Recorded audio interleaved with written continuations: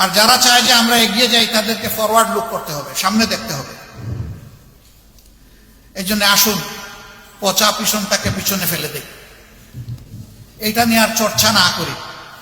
এখন জাতি হিসাবে ঐক্যবদ্ধভাবে সামনে কিভাবে আমরা আগাবো, আমরা সেই রোডম্যাপ তৈরি করি সবাই মিলে। এখানে জাতির সকল স্তম্ভের হাতগুলোকে জাতীয় স্বার্থে এক জায়গায় আসতেই হবে।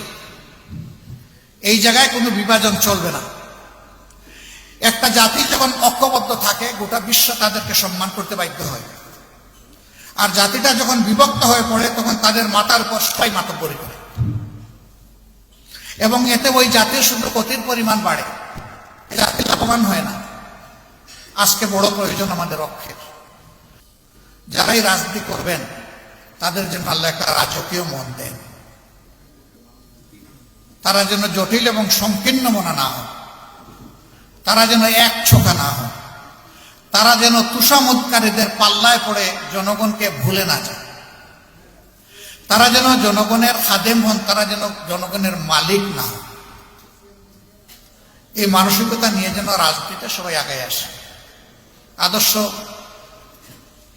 ডেমোক্রেসির বিউটি হচ্ছে যার যার আদর্শ মেলে ধরবে, জনগণ এখান থেকে চুজ এন্ড পিক করবে, পছন্দ করবে, গ্রহণ করবে।